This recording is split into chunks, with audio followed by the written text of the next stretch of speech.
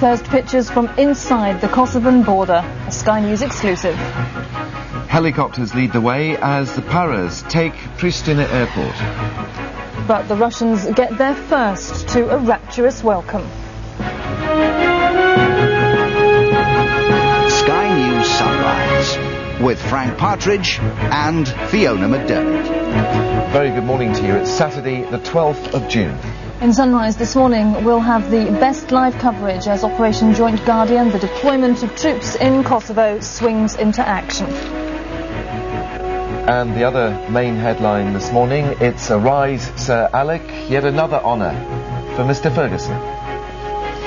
And today's weather, it'll be cool and cloudy today with rain at times. Ireland, though, should be dry and not much of a summer's day.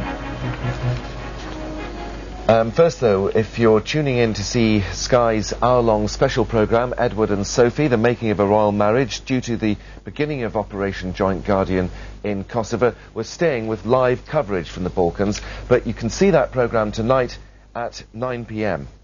And so to the main news this hour. British troops are at the spearhead of the NATO-led forces making their way into Kosovo. Operation Joint Guardian began at 3:30 this morning as Chinook helicopters airlifted the first troops into the war-ravaged province.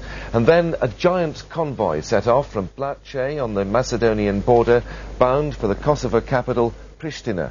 Sky's Keith Graves is travelling with the household cavalry, and he sent us this report. After all the delays, the changes of plan, the diplomatic and political wrangling, Operation Agricola reverted to Plan A, and at 04:30 local time, the first helicopters carrying paratroopers and combat engineers and light vehicles leapfrogged the waiting armour to secure the hilltops and ridges above the road inside Kosovo. 2 hours had been allocated for that job, it took less. And the Household Cavalry Reconnaissance Squadron was ordered to move up towards the border, en route passing a refugee camp, where Albanians who had fled from Kosovo cheered the tanks and armoured vehicles on their way. Travelling with the Reconnaissance Squadron are Albanian translators, themselves refugees, to communicate with any Albanian irregulars along the road to Pristina. And that is the destination, which is why, given the news from there, that Russian-speaking soldiers have been added to the convoy. Once it crossed the border, it quickly ran into its first problem: suspected mines inside a tunnel, which halted not only the reconnaissance squadron, but the whole ground force. The aim, though, at this time is still to have the armour into Pristina today.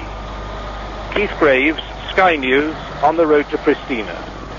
And we can now speak to Keith Graves as he's still on the road to Pristina with the Household Cavalry. Keith, can you hear me? Yes, I can. What's the latest with you? Well, we're still on the road and not moving. We have moved since we did that report. The first tunnel was cleared of the mines that were in it, but there's now been an explosion, I think not a controlled explosion, in a tunnel ahead, and they are not too sure how serious it is. It's being suggested that that tunnel may not be usable. Now, if that tunnel is not usable, then of course this is going to delay things. It may be that the armoured spearhead unit will not get to Pristina for today. But certainly at the moment, the whole of the ground force movement has come to a halt. Nothing is moving. It's building up behind us. Tanks behind. Nothing can get through. The only thing up ahead, beyond the tunnel, are the paratroopers and the vehicles they manage to get in helicopters. But as of now, the whole operation has ground to a halt. Keith Graves, for now, thank you. Let's go live now to Sky's Jeremy Thompson, who earlier brought us live pictures and graphic descriptions of life, or rather the lack of life, in a village just inside the Kosovo border. Jeremy, where are you now?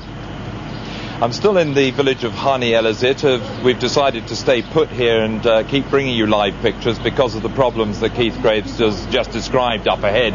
The mines on the bridges and the mines in the tunnels there. And we've just been talking to a couple of the KLA soldiers, still armed here, still with their Kalashnikovs on their shoulders, who've come down out of the mountains. They came down overnight when the Serbs moved out of this village at about 4 o'clock yesterday afternoon.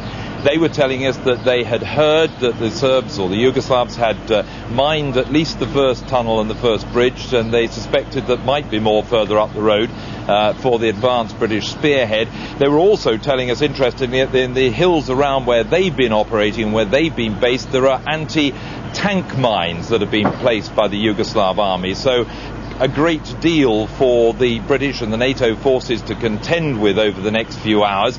And here in the village itself, we can show you one of the other hazards that's being faced. Now, just across the street, and we're keeping hopefully a sensible distance from it, is the glass shop windows up there.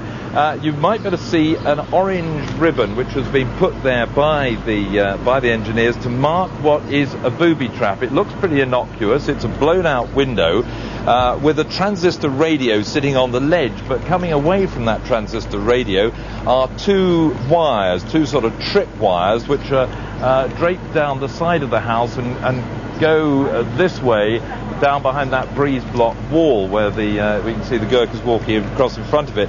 Now that is almost certainly, they believe, a booby trap. They've told us to be aware of that, and they are sending warnings up and down the line to watch out for exactly that sort of hazard which the troops and any civilians who come in here could be facing over the next few days.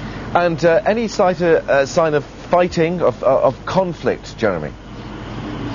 No sign here of any conflict. The Royal Gurkha Rifles are here, as are British Signals Brigade, the 7th Signals.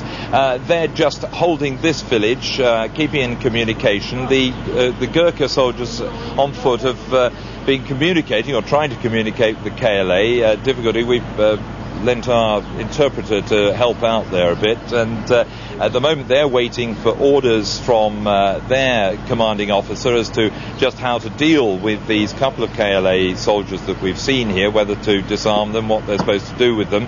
Likewise, you may have seen earlier when we were live, we were trying to talk to the KLA soldiers, and they were saying, we can't talk to you until we've talked to our commanding officer. So an amicable standoff at the moment, but everybody just trying to sort out where they stand, what the NATO forces should do when they come across the KLA soldiers, but no sign of any tension, no sign of any real conflict here at the moment. Little tension further up the line, Jeremy. David describing the Gurkhas standoff with a police commandant. They succeeded in disarming him. Things are a little quieter where Jeremy is at the moment. We'll cross to you later on to see how you're getting on. Jeremy Thompson, for the moment, many thanks.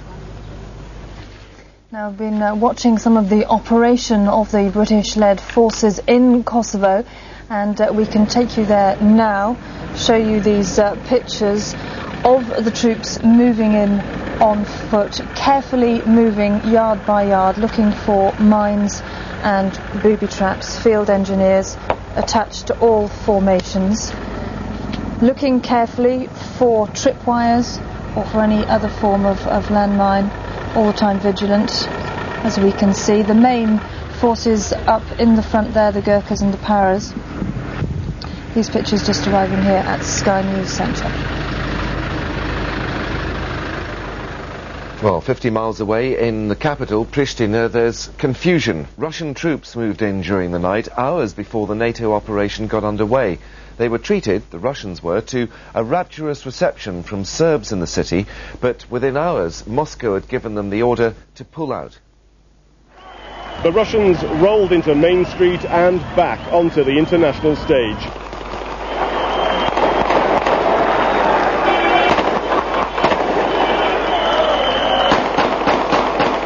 The Serbian half of Pristina was overjoyed. They see the Russians as an army of liberation to prevent NATO occupation. They threw roses, gave brandy, and fired into the air to celebrate.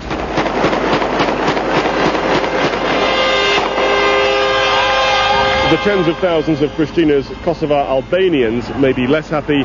They stayed inside their homes. The Russian force may be small, but it's symbolic. Its entry into Kosovo designed to calm the fears of the Serb population. Having paraded through town, the message will get out to all of Kosovo's Serbs: you're safe, you don't need to leave when the Albanian refugees come home. Belgrade and Moscow may be acting in concert on this one. With the Russians having achieved that, they can concentrate on cooperating with the advancing NATO forces and work out which sector to work in and how. This morning we went towards the airport, but were stopped at a Yugoslav army checkpoint. Behind that was a Russian APC. They're still here and staying. The idea that they came here without orders is barely credible. The Americans messed things up for the British and the Russians took advantage, and it does matter, both the way the Kosovan force will be implemented and for Russia's place in the world. Tim Marshall, Sky News, Pristina.